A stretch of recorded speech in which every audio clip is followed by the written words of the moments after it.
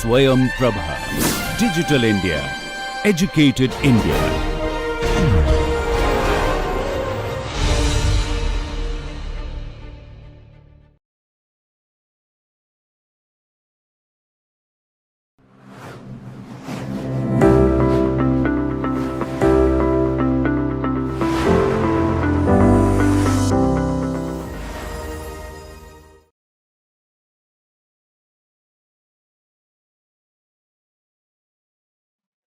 Hello dear students.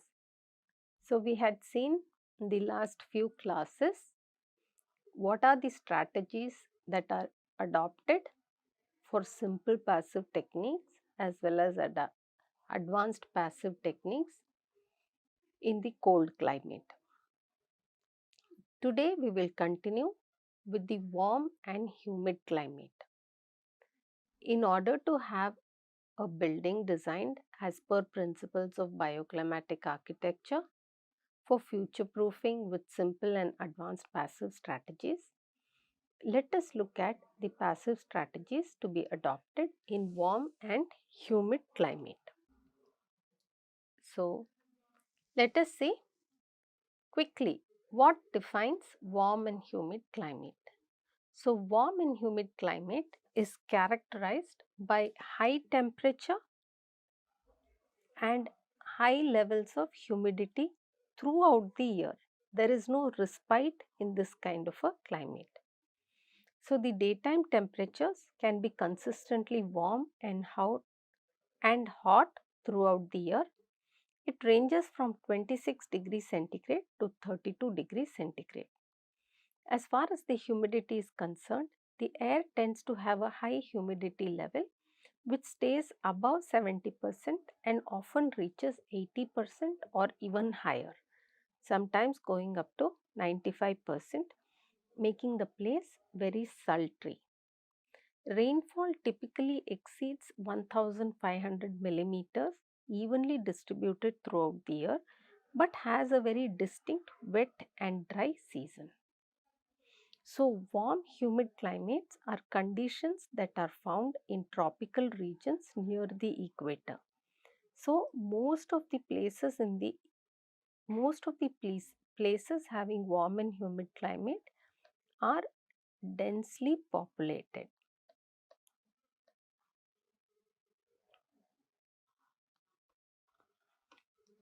These conditions create ideal environments for lush tropical vegetation, including rainforests and wetlands. Additionally, warm and humid climate are also at a risk of tropical storms, hurricanes, typhoons, and cyclones. Now, let us see what the Mahoney's table finally gives as design guidelines and planning guidelines for warm and humid climate. So, for Chennai climate, this is the guideline that the Mahoney's table gives.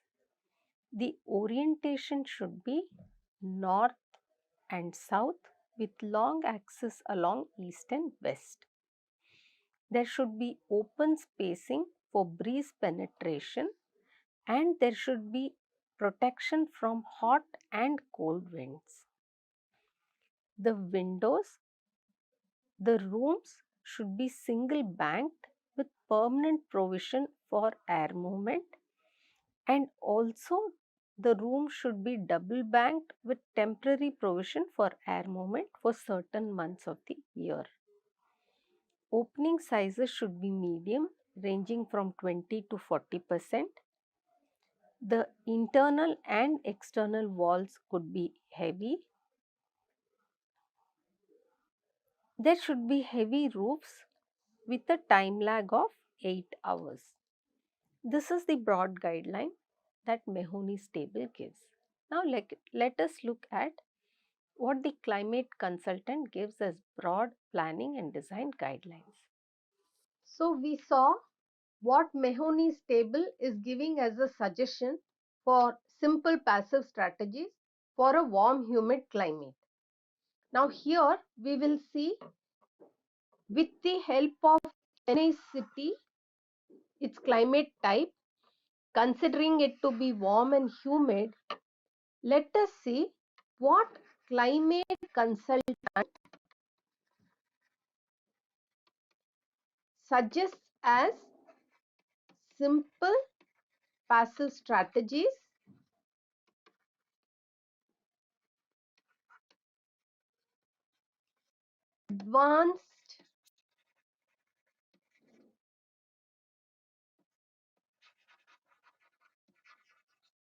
advanced passive strategies.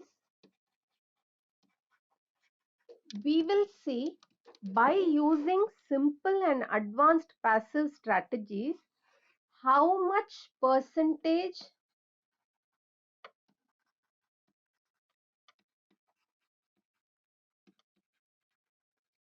of hours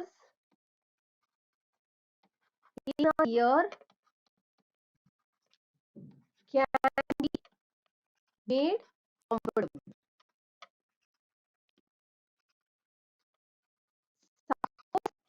We are not able to make all the hours comfortable, then what strategies, what active strategies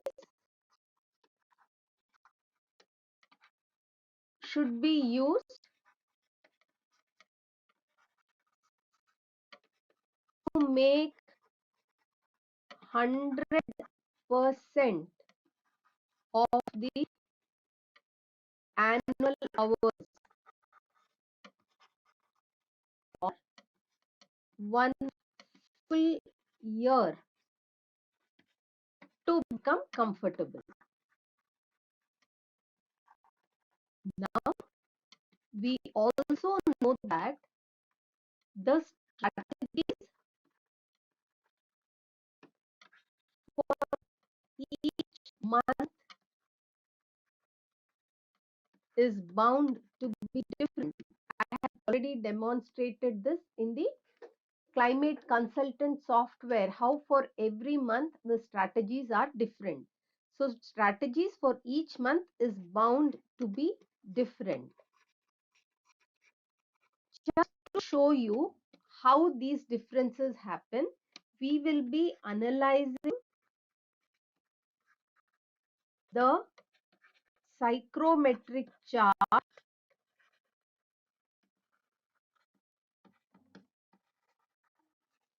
for 4 solstice periods.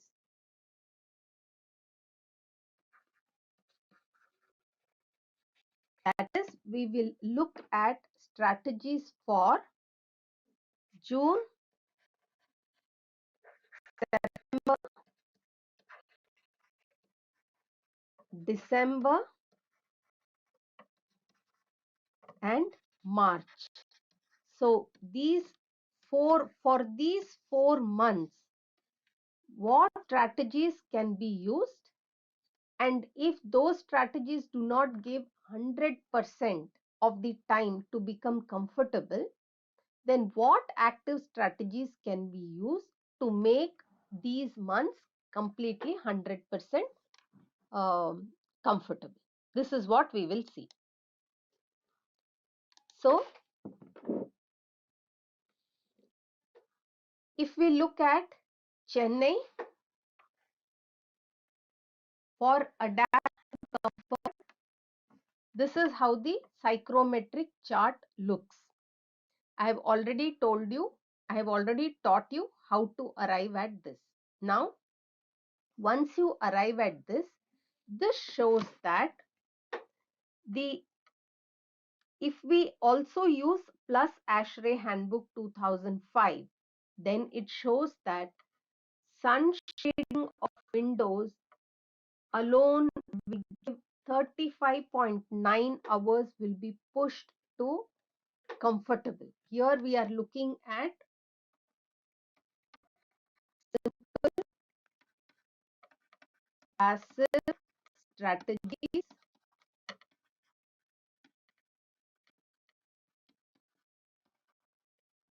for the month of March for a warm humid climate represented by Chennai city. Now, for March month, in order to make the indoors comfortable, solar shading of windows will make the indoors comfortable by 36%. 267 hours which were actually uncomfortable will become comfortable just by shading the windows.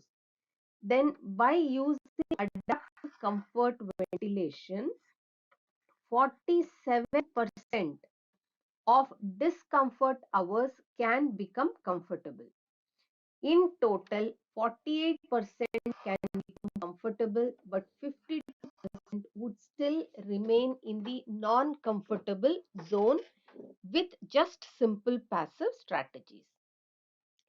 So, for making the indoors comfortable for the month of March with just simple passive strategies, we can have good natural ventilation, which can reduce or eliminate air conditioning in warm weather if windows are well shaded. So we have seen already what shading means. We will use horizontal shading, which is sunshades. We can use vertical shading, our fins. We can use the egg crate device.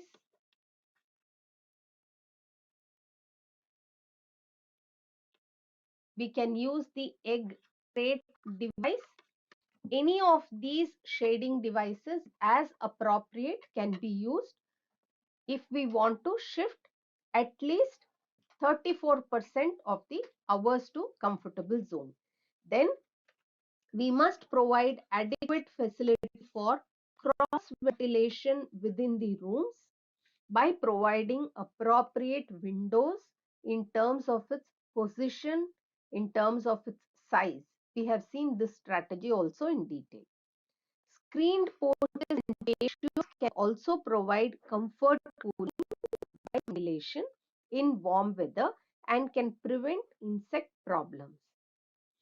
Also, on hot days, ceiling fans or indoor air motion can make the rooms cooler by about 2.8 degrees centigrade or more. Thus, that will lessen the load on air conditioning. Then, open plan interiors can promote natural cross ventilation, or you can even use louvered windows which can direct the breeze as per your requirement. So, having louvers at inlet like this will direct the breeze downwards, and having the louvers in this direction will direct the breeze upward in the inlet. To produce stack ventilation, even when speeds are low, maximum vertical height between air inlet and outlet in the form of open stairways, two-story spaces, roof monitors can also aid in ventilation. A whole house fan or natural ventilation can store nighttime coolth in high mass interior surfaces due to night flushing or reduce or eliminate air conditioning. So we have seen what is thermal mass, we have seen what is night flushing. That also to some extent can be used. Then for the month of March, this is one of the more comfortable climates. So shade to prevent overheating, open to breezes in summer, and use passive solar gain in winter will be a good strategy. And traditional passive homes in climate use lightweight construction with slab on grade and operable walls and shaded outdoor spaces, which is valid even for March climate in Chennai. Traditional passive homes in warm-humid climate use high ceiling and tall operable French windows protected by deep overhangs and verandas.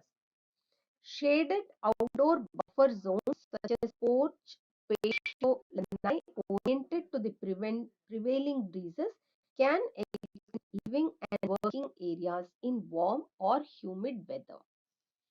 We must provide enough north glazing to balance daylighting and allow cross ventilation for at least about 5% of the floor area. Low pitched roof with wide overhangs, they work well during March period or Chennai climate. Then we can use plant materials like bushes, trees, ivy covered walls, especially on the west, to minimize heat gain.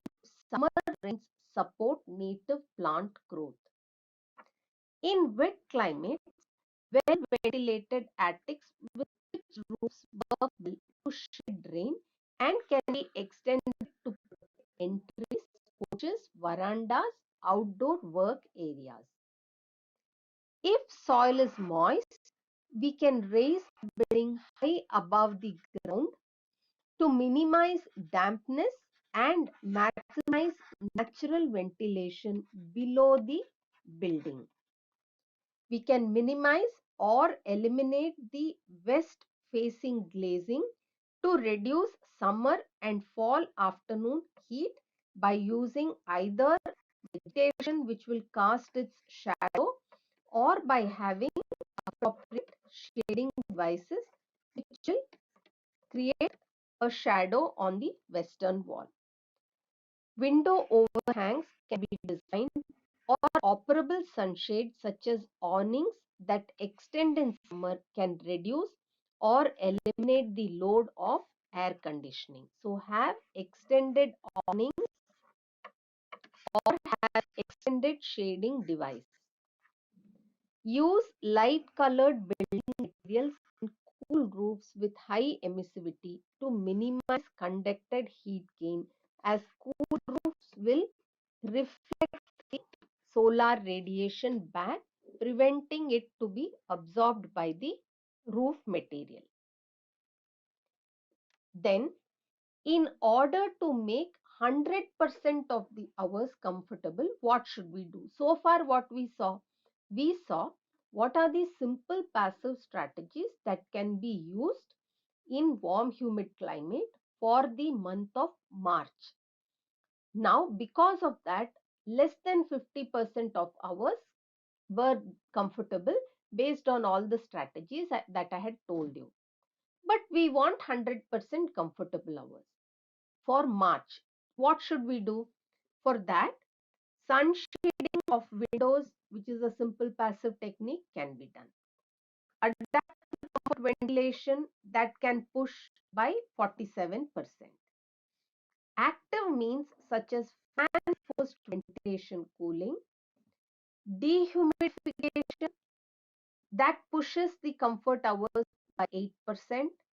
Fan forced cooling makes 8.3% hours comfortable, and cooling with the aid of dehumidification, which is basically air conditioning, will push the comfort hours of 44.2% from discomfort to comfort, and in this manner 100% of the hours can become comfortable by selecting these strategies. So all this which was initially red has now become green by adopting active strategies. So this is by adopting active, passive for March, for Chennai. So for this solstice, this is how we can shift. So what are these strategies? A whole house fan or natural ventilation can store nighttime cooling in high mass interior surfaces due to night flushing to reduce or eliminate air conditioning. We can orient most of the glass to the north, shaded by vertical fins in very hot climates, because there are essentially no passive solar needs. During March, we do not need any solar heat gain inside the building. Also, we can raise the indoor comfort thermostat set point to reduce air conditioning energy load or energy consumption, especially if occupants wear seasonally appropriate clothing. So instead of having the thermostat set at 22 degrees centigrade.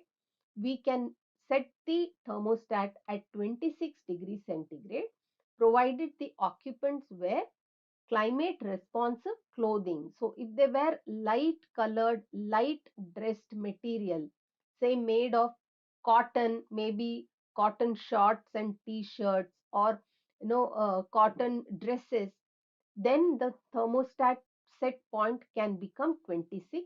Instead of someone wearing very heavy clothing like heavy jeans and jacket, then probably the thermostat temperature has to be lower. It can go even up to 22 degrees centigrade. But by doing that, there will be more energy consumption. Then in this climate, air conditioning will always be needed, but can be greatly reduced if building design minimizes overheating. So in hot humid climate, it is very difficult to push all 100% of the annual hours to comfortable zone without the aid of air conditioners, especially in the month of March. Then we will see what happens in the month of June. In 3 months, what is the shift that happens? When you use simple passive strategy, when you use simple passive strategy for the month of June for Chennai climate, which is warm and humid, what happens? 30.7% hours can be made comfortable just by sun shading of windows. Then 0.1% or just 1 hour can be shifted from discomfort to comfort by two-stage evaporative cooling. 33.2% of the hours can be made comfortable by adaptive comfort ventilation. In total, 33% of the hours can become comfortable by using simple passive strategies, whereas 67% will remain uncomfortable during the month of March. So what are these strategies? Simple passive strategies, which can be adopted in the month of June for Chennai. So good natural ventilation can reduce or eliminate air conditioning in warm weather if windows are well shaded and oriented to prevailing breezes. Then next strategy is to facilitate cross ventilation by locating door and window openings on opposite sides of the building with larger opening facing upwind if possible. Then the next strategy is to have screened porches and patios that can provide passive comfort cooling by ventilation in warm weather and can prevent insect problems. Another strategy is on hot days, ceiling fans can reduce the indoor temperature by 2.8 degrees centigrade, and thus the requirement for air conditioning can be reduced. Next strategy is to use an open plan interior so that you can promote cross ventilation, or you can use louvered openings which can direct the wind according to the direction of the louver. Then in order to produce stack ventilation, even when wind speeds are low, we can maximize vertical height between air inlet and air outlet by means of open store wells, two-story spaces, and having roof monitors, clear stories, etc. The next strategy is to use a whole house fan or natural ventilation that can store nighttime cooling in high mass interior surfaces along with night flushing, thus reducing the load on air conditioning. Now, in order to shift 100% of the hours from uncomfortable to comfortable, that is shifting all these red dots to comfortable hours. So, this strategy 15 is the one which will shift the entire uncomfortable to become green, which is comfortable. And that 15 is primarily air conditioning. Cooling at dehumidification, if necessary, is air conditioning. So, in order to shift 100% of hours to comfortable in the month of June, 30.7% hours can be made comfortable by sun shading of windows. 0.1% can be made comfortable by two-stage evaporative cooling. 33.2% hours can be made comfortable by adaptive comfort ventilation. All these are simple passive strategies. Whereas 1.1% or 8 hours can be made comfortable by fan forced ventilation cooling, and which comes here in this zone, and then 66.7% can be made comfortable by air conditioning, that is active means, leading to 100% hours becoming comfortable for the month of June. 100% comfort hours for Chennai, which is a representative of warm, humid climate. So, how to further, while using this strategy, still try to be little more sustainable? That is possible by having a whole house fan or natural ventilation with high mass interior surfaces and having night flushing technique. The next strategy is to orient most of the glass to north with vertical fins as shading devices and having essentially no requirement for passive solar heat gain. Also, we can set the thermostat to a lower temperature, and that is how we can reduce the energy consumption. Also, in this climate, air conditioning is always needed, but we can greatly reduce it by building designs which will minimize overheating. Then we will see what happens for the month of September for Chennai. What are the simple and advanced passive strategies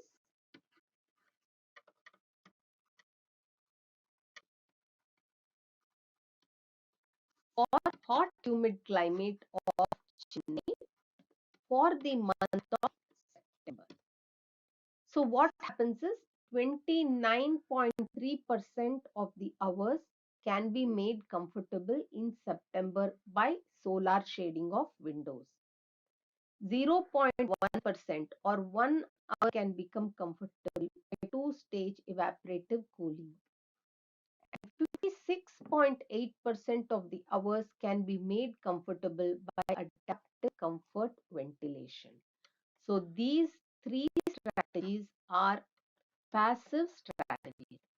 So just by adopting passive strategies, 57% of the total hours can become comfortable in the month of September with passive strategies alone. So what are these strategies? How do we achieve this? The first way to achieve is to use plant materials like bushes, trees, ivy covered walls, especially on the west, in order to minimize heat gains. If summer rains support native plant growth, nothing like that. We can even have moss walls. Then in wet climates, well-ventilated attics with pitched roofs work very well to shed rain and can be extended to protect entries, porches, verandas and outdoor work areas.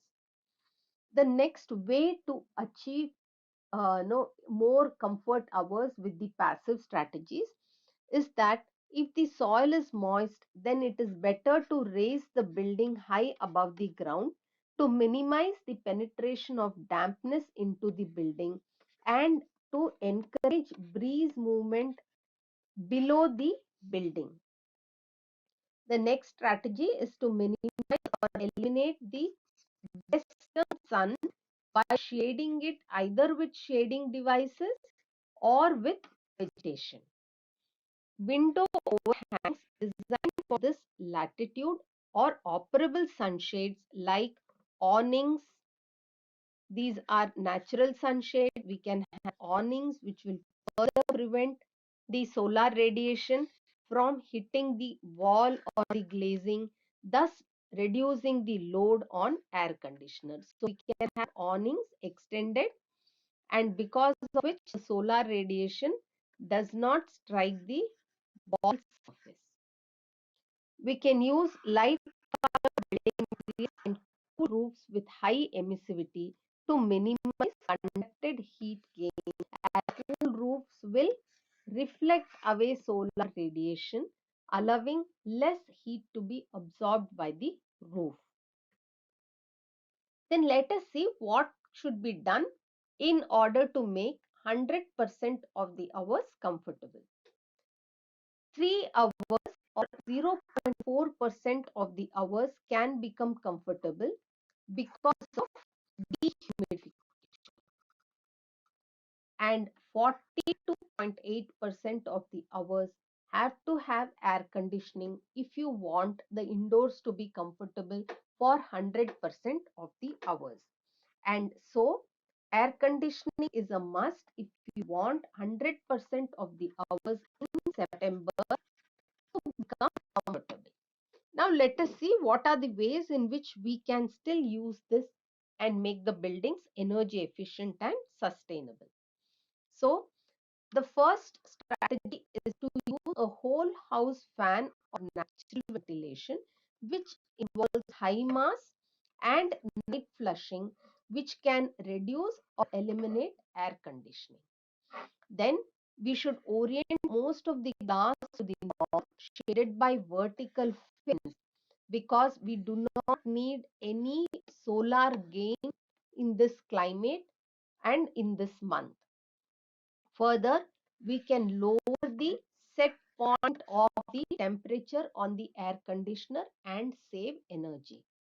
Also, in this climate, air conditioning is always needed, but we can reduce it if we design building as a response to the climate.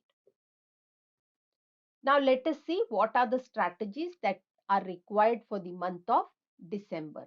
Now if you see for the month of December, the passive strategies that are needed, passive strategies for December are 26.5% of the total hours can become comfortable just by solar shading of windows. 0.3% or 2 hours can become comfortable by two-stage evaporative cooling, and 62.9% can become comfortable if we use adaptive comfort ventilation. So these three strategies put together accounts for 64% of the hours by which we can shift uncomfortable into the comfortable zone. So here we can shift 64% of the hours to be comfortable by adapting passive strategies. So what are these passive strategies that you need to adapt for the month of December? So this alone, I will not repeat it now because we have already seen this, how to use these strategies. Now let us see what to do if we need to shift this 64% to 100%. How can that happen? That can happen if we use dehumidification, because of which 25.1% of the hours get shifted to comfortable range. Fan forced cooling is another strategy which will shift 44% of the hours to comfort, and air conditioning requirement is only for 18% of the hours or 134 hours to shift from uncomfortable to comfortable. So in order to have 100% of the hours shifted from uncomfortable to comfortable, one needs to follow these three strategies for the month of December for Chennai. So how do we achieve these strategies?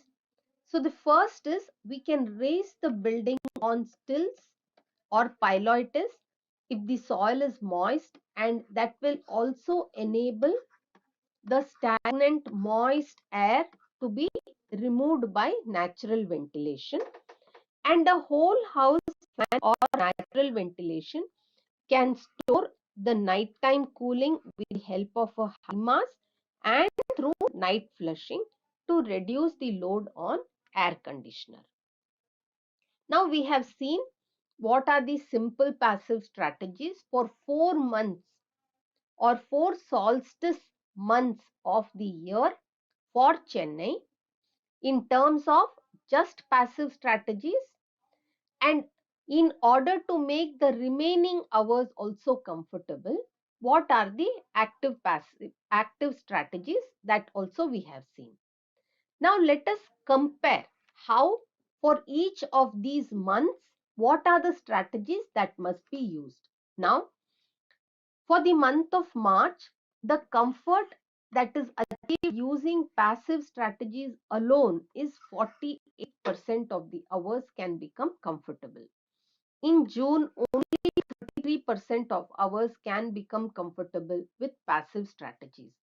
In the month of September, 57% of the hours can become comfortable if we use passive strategies, whereas in December, 64% of the hours can become comfortable by using passive strategies.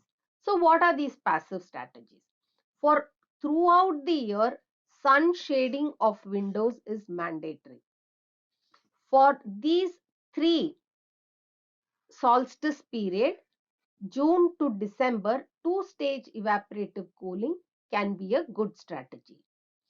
Throughout the year, adaptive comfort ventilation, which is basically having openings of appropriate size, location, well shaded with proper shading device, is mandatory in order to make the remaining percentages also as comfortable. So in order to make the remaining 52% or 67% or 43% or 36% as comfortable, what should we do? We should adapt the active strategies. What are the active strategies? Throughout the year, fan forced ventilation can be used. Dehumidification alone can be used, except for the solstice in June. For all the months of the year, air conditioning for at least few hours is mandatory. So this is how we will use climate consultant to understand what strategy must be used for which year. Now, once you use a particular strategy for 1 month, you can't demolish it for the next month. And therefore, it becomes very important for you as an architect to understand which strategy will get more importance. With the help of the psychrometric chart and climate consultant, which helps us to understand how many hours can be pushed from uncomfortable to comfortable hours, we can decide which strategy must be adopted in that building. So next we will see some other aspects of how to design in warm humid climate. So let us look at the design considerations in detail. So warm and humid climates are characterized by high temperature and high levels of humidity throughout the year. This climate type, which is found in the tropics, is also a place which has more population. Hence, it's important for us to understand how to design in this climate type, as it will benefit a large number of population. Frequent rainfall is also common characteristics of this climate, and in some locations it rains almost every day. These conditions also create a good ambience for insects and moss to grow. So, while deciding on building massing and spatial configuration in the warm humid climate, we must consider two important things. First is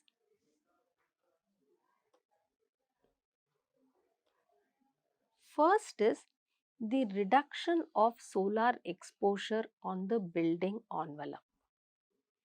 This helps in managing solar heat gain through the building envelope, which is walls, roofs and windows. Second is utilization of wind flow to ventilate internal spaces in order to evacuate heat and provide thermal comfort to the occupants. The main building envelope features that influence daylighting in residential units are the size and location of window openings is very important. We have seen this as one class previously, as one lecture in this course. Shading systems for windows, again this we have seen as one lecture in this course. Window glazing with light transmission properties, we have seen this also as one of the lectures. Color and finish of nearby surfaces. So, nearby surfaces, the color and finish is important because this climate type is in the tropics, and tropics can at some times give very harsh lighting, and if it is reflected from adjacent surfaces, then it can be very harsh to the eye and also glare can happen. Color of internal surfaces is important. The building envelope design should aim at achieving reduction in cooling thermal energy demand, improvement in thermal comfort, and provision of adequate daylighting in typical spaces such as bedroom, living room, and kitchen. Let us look at the simple passive strategies to be used in this climate. The first is building envelope form and orientation. East-west axis orientation with the longer facade facing north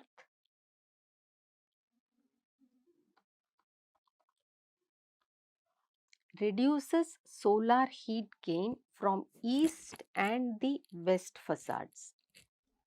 Buffer spaces like service core, toilets,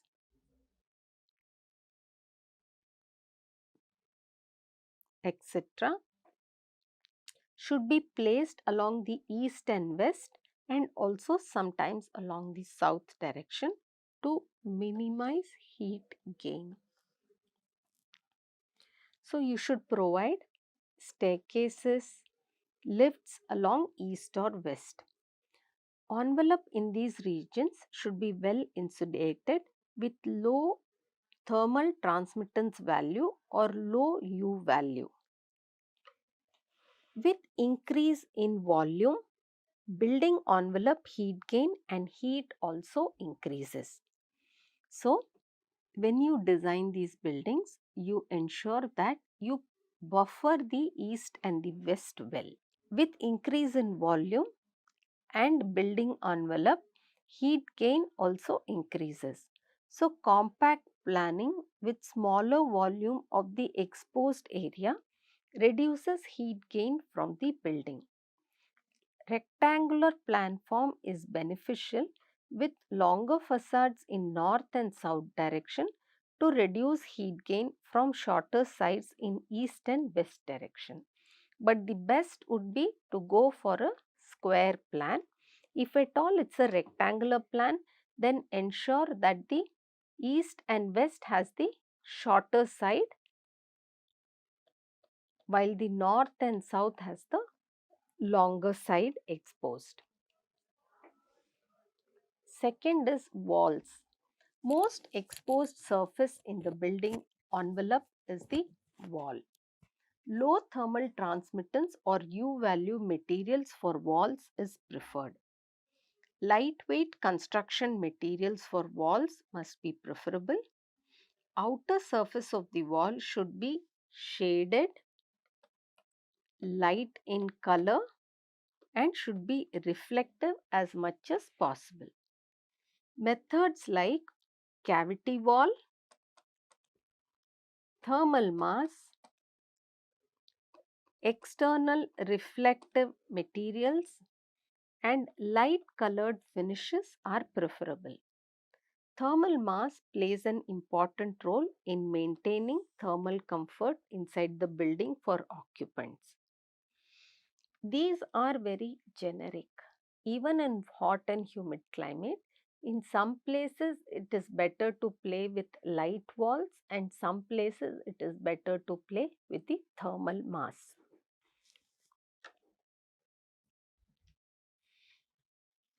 Third is windows.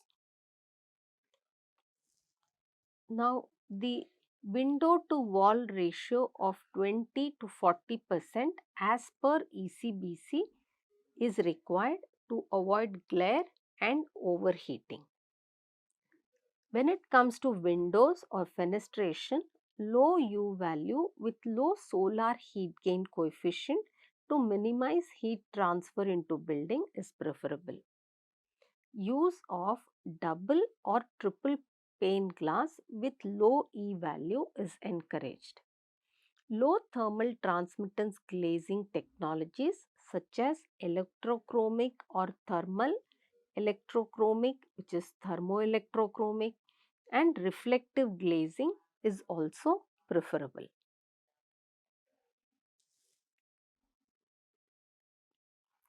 When it comes to ventilation and position of openings, building openings must be towards the windward side.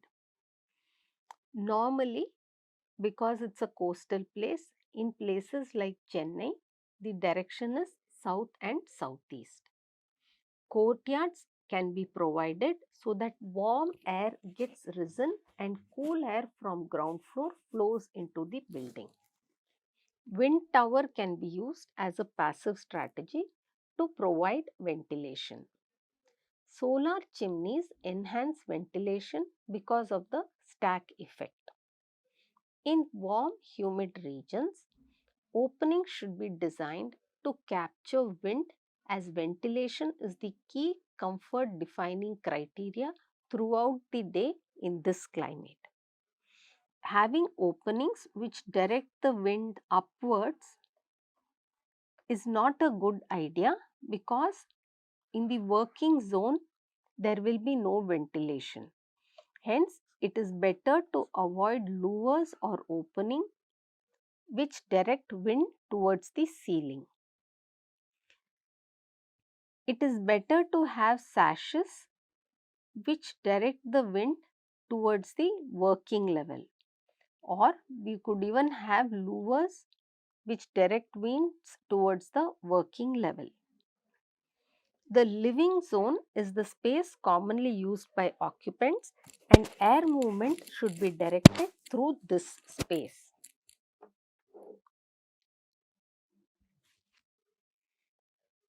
The sizes of the openings can be larger and closer to the floor for maximum comfort. They should be placed along the windward side to make sure air moves in and out of the building freely. Therefore, regardless of the place, natural cross ventilation in building is as essential as breathing is to humans. Otherwise, the sweat that forms due to high humidity makes it very sticky and uncomfortable, especially in the combination of high air temperature. So, a typical plan of stacking rooms one behind the other must be avoided, whereas a courtyard should be introduced in the plan. This can help in bringing more natural light as well as in ventilation, facilitating ventilation. They also ensure that properly designed openings can be given to enhance cross ventilation in the houses. Fifth is shading.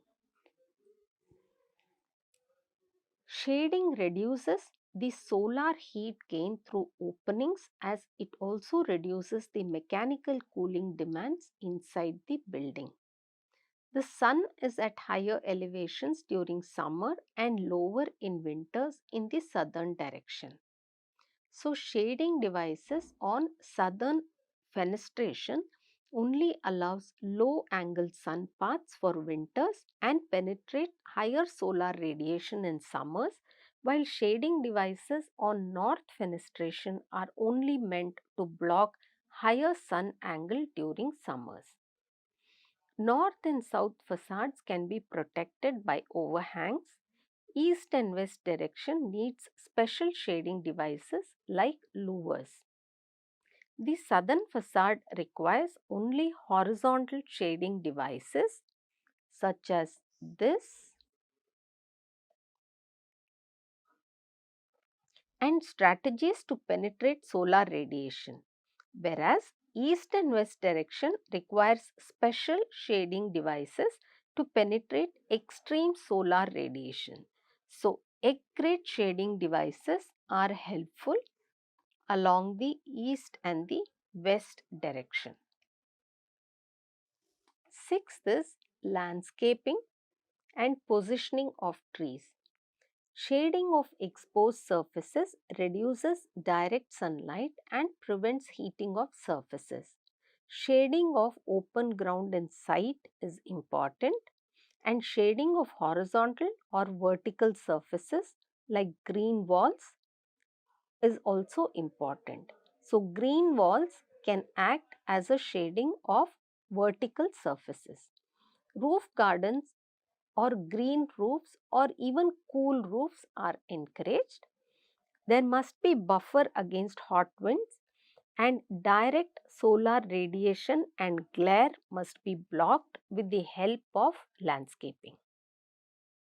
Deciduous vines covering the wide trellis on the north and south side of a building acts as shading devices. These can provide comfortable outdoor areas and solar protection. Plant species that allow penetration of low angle winter sun have to be used for shading the building and its outer surfaces. Evergreen trees with high canopy can be used on the east and west side of the building to improve its solar protection in the morning and afternoon. These trees allow the movement of air underneath the canopies. Certain species of tree such as Samana samane, also commonly called as the rain tree, forms an extraordinary outdoor space by creating a huge canopy effect. They should not be planted too far from each other so that the crowns form a wide hall-like space, creating a comfortable microclimate. Buildings should be separated with large free spaces between them. This allows airflow, which provides ventilation for cooling and a hygienic environment. An unshaded pavement should be avoided as far as possible, and air should not be allowed to pass over such surfaces before reaching the buildings. Low vegetation and bushes, however, should be avoided near the buildings because the space between the ground vegetation and the high crown of the trees should remain open, providing free access for the wind at the level of the living spaces and also prevents dampness. The next criteria is to have a green roof. Green roofs are excellent in providing water retention or stormwater drainage. Water retention, as we had seen when we discussed green roofs, it provides green space, provides improved water and air quality. Energy consumption is reduced. It insulates the roof, provides ambient air temperature reduction. It alleviates pressure on the sewer system. It protects the roofing membrane. It reduces noise and filters pollutants.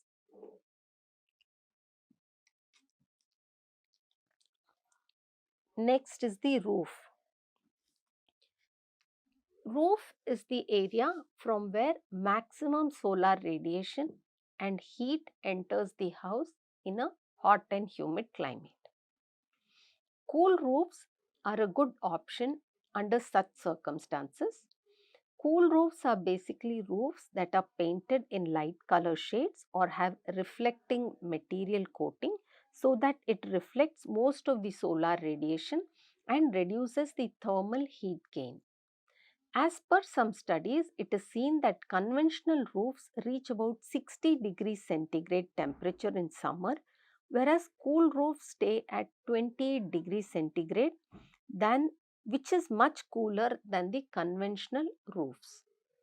Low thermal transmittance U value roof construction can be used to reduce heat gain from roof assembly. Solar panels or rooftop building integrated photovoltaic system can also act as a second skin on roof to provide shade, which can also reduce solar heat gain through the roof assembly. So, in hot climates and climates with hot summer, a light colored roof reflects sunlight, remains cooler, and offsets carbon dioxide warming and reduces the amount of heat transferred to the interior of a building. Cool roofs have surfaces that reflect sunlight and emit or discharge heat efficiently, keeping them cooler on sunny days. The two surface properties that determine a roof's temperature are solar reflectance and thermal emittance, which range on a scale from 0 to 1. The larger the two values are, the cooler the roof will be. The roof surface should be a light color and roofing material that has a surface with solar reflectance of more than 0.7 and thermal emittance of more than 0.75. In hot climates, cool roofs can help to mitigate urban heat island effects, reflect solar radiation back to space, and keep the indoor spaces comfortable.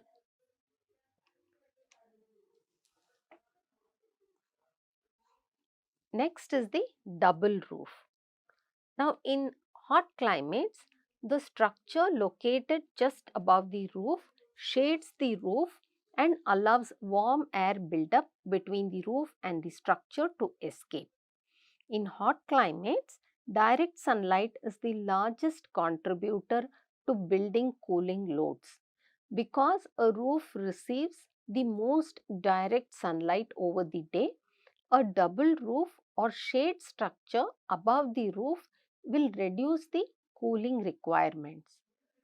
In hot climates, incorporate a double roof structure separated by an air cavity and extend the roof line to shade exterior walls and create shaded outdoor living spaces. Use cross ventilation or ridge vents to ventilate the air cavity between the roofs. A double roof structure located high above a roof can also provide shading for an outdoor roof garden or terrace. Next is cooling. So, you can have thermal mass cooling, that is, thermal mass regulates the space temperature by controlling stored thermal energy in the buildings. Heavy thermal mass buildings maintain comfort even after the HVAC is shut down. It delays heat ingress combined with natural ventilation and night purge, which ensures natural pre-cooling. In warm humid climates, low thermal mass buildings prevent heat buildup and dissipate it quickly. If we look at radiant cooling, conventional air conditioning relies on convection and radiant system to use radiation for heat transfer. Radiant systems often combine with thermal mass and maintain comfort by absorbing and radiating heat. Coils in floors for heating and ceilings for cooling optimize radiant system performance. Radiant cooling systems include chilled slabs and ceiling panels offering different cost and performance benefits. Next is dehumidification or desiccant cooling system. A desiccant is a substance that absorbs water from air to dehumidify it, later releasing the moisture when heated in a continuous cycle. Desiccant systems are categorized into open and closed systems depending on whether the desiccant directly contacts air. Solid desiccant systems use materials like silica gel or zeolite, while liquid desiccant systems utilize substances like lithium chloride or calcium chloride. Desiccant systems are effective in regions with low heating demand but have limited application in high humidity areas, with ongoing research in India to enhance their viability. Normally, if desiccants are used, then they are used in combination with the air conditioning system, because the act of removing moisture from the air by the desiccant is an exothermic reaction and it gives out heat, further increasing the temperature of the surrounding air. And last but not the least, we will look at the lighting. The activity zone is important for daylighting distribution. Areas which require same amount of lighting can be placed adjacent to each other. Daylighting areas are divided into three zones, which are fully lit, partially lit and non-daylit areas. Less artificial lighting reduces the internal heat gain in the building. Side lighting and top lighting can be used for natural light without allowing direct sun rays to penetrate into the building. Top lighting is effective for the spaces which are directly below the roof, and side lighting blocks the direct sunbeam and provides a glare-free light into the building. In this technique, direct sun rays are reflected towards the ceiling, after which it provides diffuse light throughout the area. We will look at case studies of buildings in warm and humid climate where some or most of these techniques have been applied. The first case study that we would take is the Arcot Plaza. The Arcot Plaza is a commercial building, an award-winning one, located at Chennai. It is designed by architect V.S. Vigneshwar of Architecture Plus Value. Now, this building is located on a very busy transportation corridor. The ground plane is extended as a public plaza which connects the double height retail to the street. The office floors above are capped with green terraces. The design idea was to maximize the visibility of the building and tap the potential in terms of footfall, as the site is located between the existing railway station and an upcoming metro station. The ground plane is designed as a public zone. The front edge of the site is designed as a public plaza, extending the sidewalk into the site, with the building having a inviting double height atrium for the retail branch.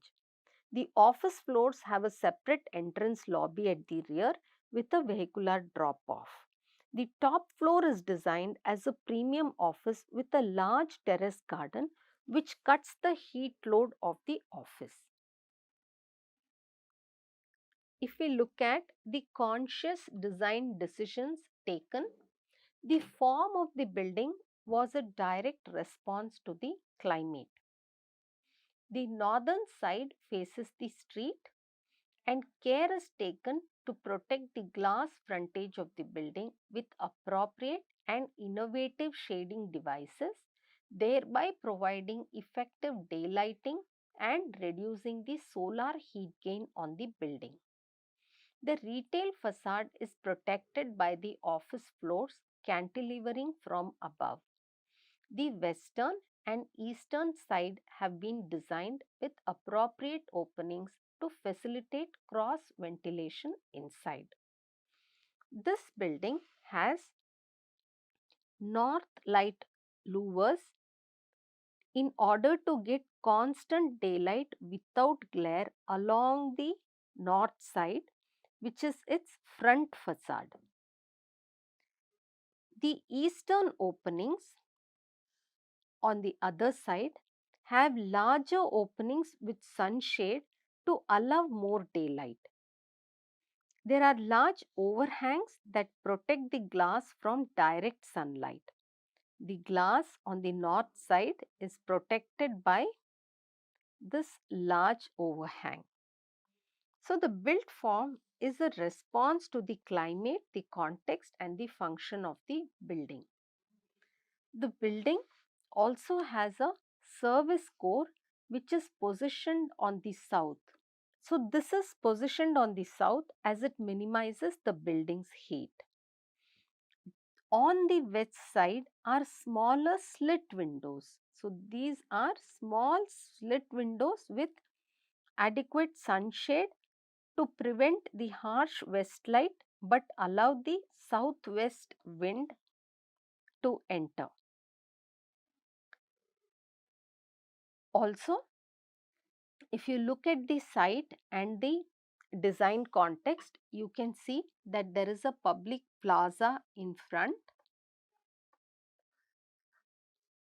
and this facade offers maximum visibility with a glass but yet has adequate shading provided at higher level. Here you can see how each of the facade has been treated. The north side has north light louvers which gives continuous daylight without glare. The western side has small slit openings which are well shaded through which the southwest winds can go in and yet the harsh sunlight is cut off. The eastern side has large openings or more openings than the western side and it allows daylight. Southern side has minimum openings. The openings are very minimal on the southern side and it minimizes the building's heat gain.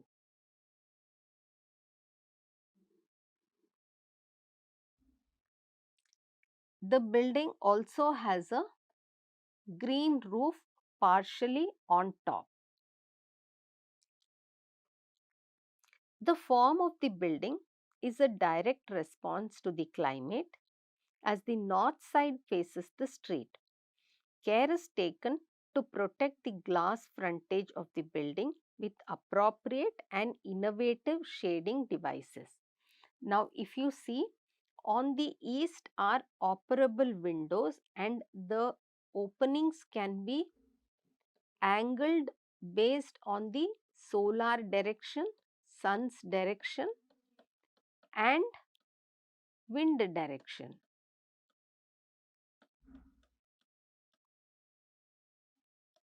Similarly, along the west, the slit windows in random patterns protect the inside from harsh sunlight and it also has adequate shading and the operable windows can also be turned towards the direction of the wind.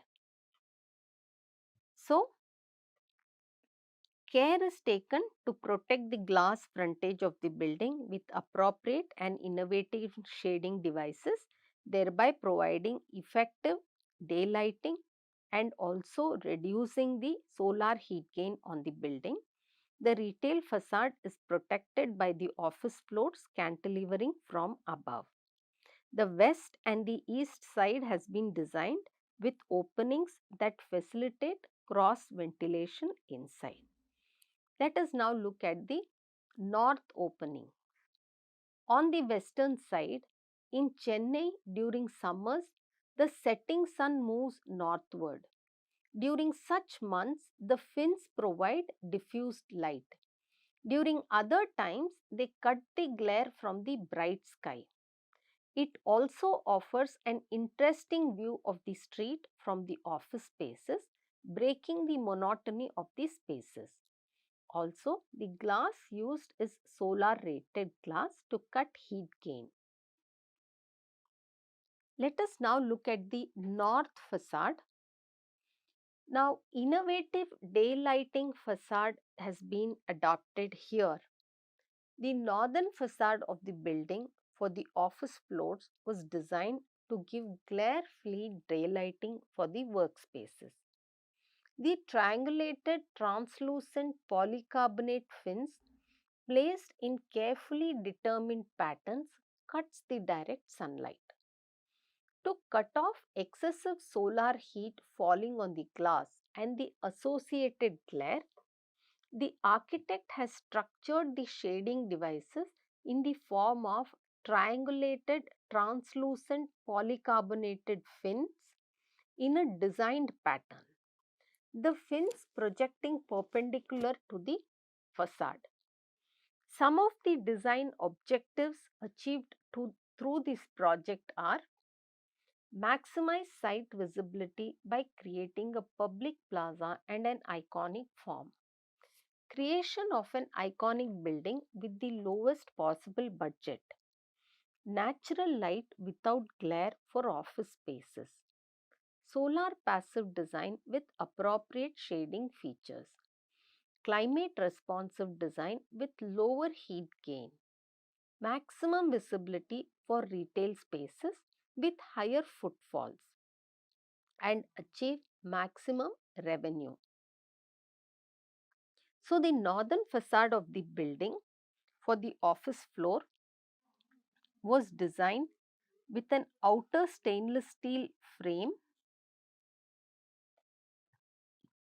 and a polycarbonate sheet attached to it.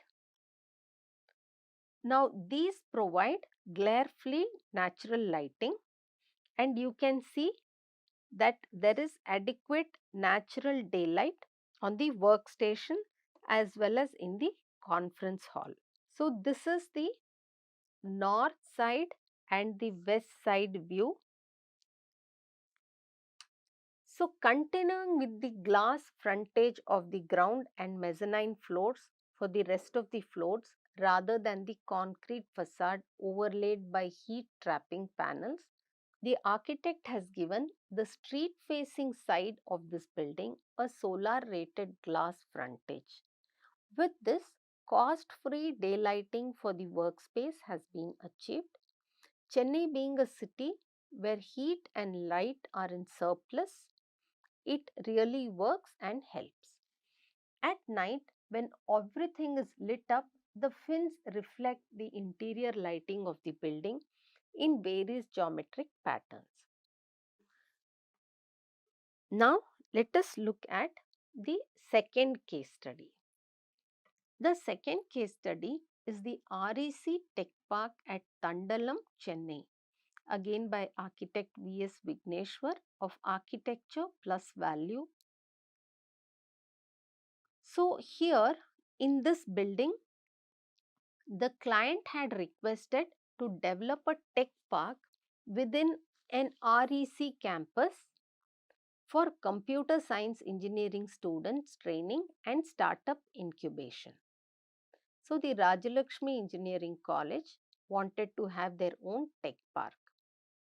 It was aimed to encourage recent graduates to enter the startup ecosystem.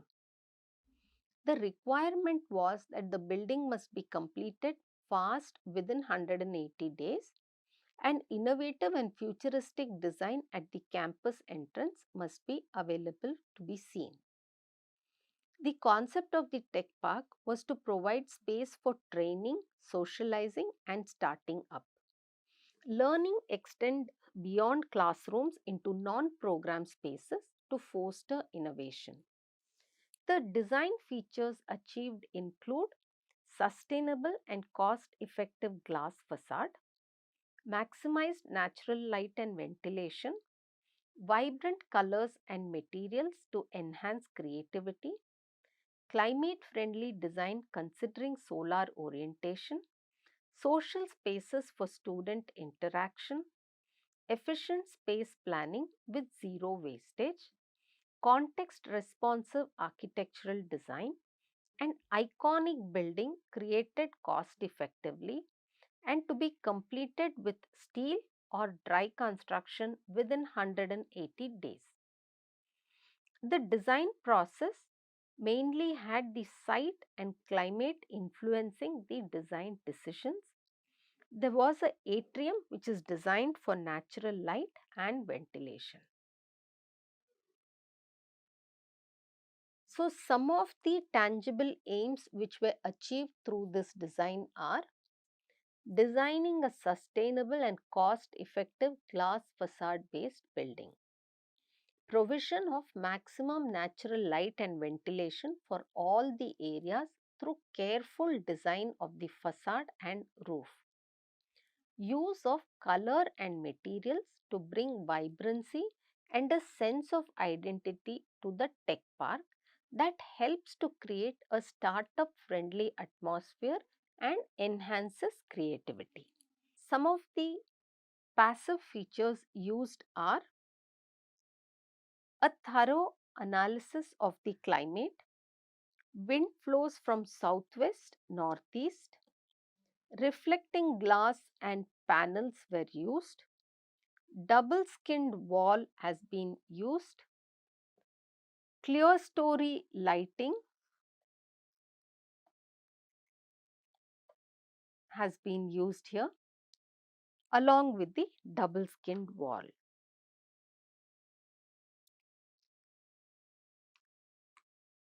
With an understanding to the climate, this building was designed in a climate friendly manner. Each side of the building is designed to respond to climate and solar orientation. The facade detailing is done in such a way as to bring in constant reflected natural light without glare. There is provision of social spaces in all the common areas of the building to enhance the interaction between students and provide breaks in the non-programmatic areas.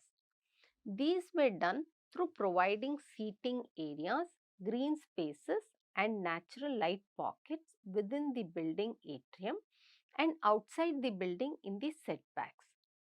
Efficient planning in use of all built and unbuilt areas have been done. The circulation and program spaces are designed with zero space wastage, responding to the context and creating an identity for the center through sound architectural design. An iconic building is created in a cost-effective manner. Use of complete steel or dry construction enables the building to be completed within the stipulated 180 days. The most influencing factor in this design is the site and the climate. The north side has the administrative entrance. This side also has many trees and a good green cover. The south side has a playground and this acts as a student entrance. The atrium was conceived as a playful space that bridges both these areas. The atriums were designed to be naturally lit and ventilated. Thus, the cost of lighting and ventilating a large space was cut off. The roof of the atrium is made up of translucent polycarbonate sheets that allow natural light into the atrium. This in turn leads to reflected glare-free light inside the classrooms and programmatic areas. The natural ventilation is aided in the atrium through the operable facade on the north and south side of the atrium. The vegetation on the north and the playground on the south lead to a pressure differential allowing for constant air movement in the atrium, which creates a pleasant environment inside. Structural steel skeleton with insulated boards have been used. The atrium facade with operable glass windows for ventilation. North and south facades with solar rated mirror glass and wooden HPL sheets have been used. Double skin on classroom facades have been used to reduce heat. Subtle interior colors reflecting nature has been used for psychological appeal. The construction system was an innovative system of a structural steel skeleton with a decking sheet floor system. The sides were clad with insulated boards and the roof of the building was designed with polyurethane foam sheet. The atrium facade was detailed with operable glass openings allowing natural ventilation throughout the building. The north and south facade were detailed with solar rated mirror glass interspersed with wooden HPL sheets. They reflect and mimic the natural surroundings and enhances the presence of the building, giving a futuristic feel to the project. The classrooms and the programmatic spaces were organized on the east and west sides. These facades of the classroom had an external double skin which cuts the heat. The AAC wall with openable windows were covered with a MS structure mounted with louvers to cut down the heat and glare. Also, the services were allocated between the two skins, which provided an additional thermal buffer and provides a way to conceal the otherwise ugly and visible service lines in the building. Here you can see on the north and south facades were detailed with solar rated mirror glass interspersed with wooden HPL sheets, with the facade having a structural steel skeleton with insulated boards. The atrium facade with operable glass openings for ventilation was present. The north and the south facades had solar rated mirror glass and wooden HPL sheets. Double skin was used on classroom facades to reduce its heat, and subtle interior colors reflecting nature for psychological appeal. So, in today's class, we saw two case studies from a typically hot and humid, though it is classified as warm and humid zone. We have seen two case studies from Chennai, which have been designed with some climate consciousness and as a response to the climate. With this, we will stop today's class and we will continue next class by looking at the strategies for hot and dry climate. Until then, thank you.